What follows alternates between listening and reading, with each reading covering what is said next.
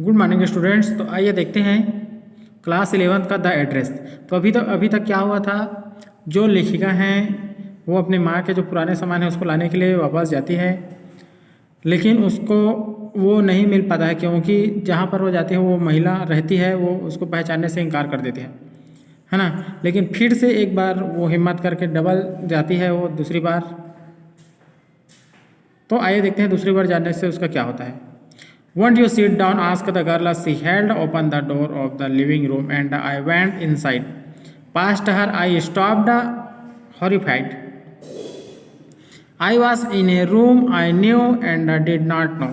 I found myself in the midst of things I did want to see again, but which oppressed me in the strange atmosphere. तो यहाँ पर क्या बोला जा रहा है कि जब वो उसकी लड़की है ना दरवाज़ा खोलती है तो बोलती है कि आप बैठेंगे नहीं। लड़की ने पूछा। उसने कमरे का दरवाज़ा खुला रखा और मैं उसके नज़दीक से होते हुए अंदर गई। मैं रुक गई, डर गई थी। मैं एक ऐसे कमरे में थी जिसे मैं कभी नहीं मैं जानती थी और नहीं भी जानती थी।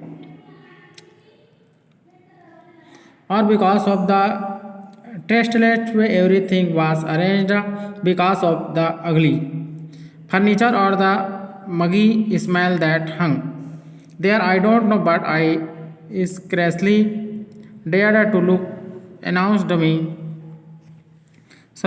me. The girl moved a chair. I sat down and stared at the woolen tablecloth.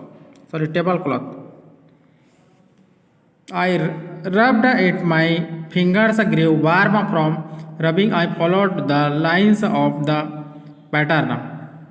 Somewhere on the edge, there should be a burn mark that had never been repaired. किंतु एक विचित्र सा माहौल ने मुझे परेशान किया था। वह शायद बेढंग तरीके से जिस प्रकार से हर चीज़ लगाई जाती थी उस खराब से फर्नीचर के कारण, या वह खराब सी गंध जो कमरे में थी। मैं नहीं जानती थी, किंतु अपने आसपास देखने का एहसास नहीं हो रहा था।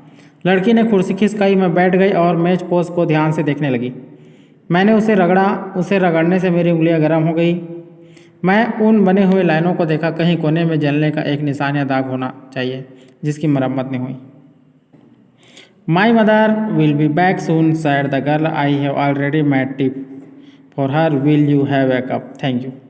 मेरी माँ जल्दी लौट आएगी, लड़की ने कहा। मैं उनके लिए चाय पहले से बना रखी हूँ। क्या आप भी एक कप लेंगी? है ना। तो I looked up. The girl puts a cup ready on the tea table. She had a broad back just like her mother. She poured a tea from a white pot. All it had was a gold border on the lid. I remembered she opened a box and took some spoons out. That's a nice box, I heard my one voice. It was a strange voice, as thought each sound was different in this room. तो यहाँ पर क्या बोला जा रहा है student? बोली है ना कि धन्यवाद। मैं ऊपर की तरफ देखा। लड़की ने चाय वाली मेज पर कप तैयार कर रखे थे। उसकी कमर चौड़ी थी, ठीक उसकी माँ के समान। उसने एक सफ़ेद बर्तन से चाय कप में उड़ेली। उसके ढक्कन पर सोने की बॉर्डर थी। मुझे याद था। उसने एक बक्सा खोला और उसमें से कुछ चम्मच निकाले, है ना। तो आगे क्या बोल रहे हैं? Oh you know about them. She had turn it round and brought me my tea. She loved my mother says it is unique. We have got lots more. She pointed round the room. See yourself. I have no need to follow her hand. I knew which things she meant. I just looked at the still life over the tea table. As a child, I had always fancied the apple on the pewter plate. यह तो अच्छा box है। मैंने अपनी ही आवाज़ ही सुनी। यह एक अजीब सी आवाज़ थी। ऐसा लगता था कि इस कमरे में हर आवाज़ भिन्न थी। ओह, आप उनके बारे में जानती हैं। वह मुड़ी और मेरे लिए चाय लेकर आई। वह हंसी। मेरी माँ कहती है यह पुरानी है, हमारे पास ऐसे बहुत से हैं। उसने कमरे में चारों तरफ इशारा किया। खुद ही देख लो। मुझे उसकी सहायता की ज़रूरत नहीं थी, है ना। तो स्टूडेंट आगे देखते हैं। We use it for everything, she said. Once we even eight of the plates hanging there on the wall. I wanted to so much, but it wasn't anything special. I had found the burn mark on the tablecloth. The girl looked questioningly at me. Yes, I said, you get so used to touching all these lovely things in the house you hardly look at them anymore. You only notice when something is missing because it has to be repaired or because you have lent it, for example. तो क्या बोला जा रहा है कि हम इसका प्रयोग हर चीज़ के लिए करते हैं। उसने कहा, एक बार हमने उन प्लेटों से भी खाया था जो दीवार के ऊपर टंगी है। मैं भी उनमें से खाना अत्यधिक पसंद करती थी, परंतु यह मेरे लिए कोई विशेष चीज़ नहीं थी। मुझे मेज पोस्ट पर जले हुए का निशान तो मिल गया था। लड़की ने मेरी तरफ प्रश्न भरी निगाह से देखा।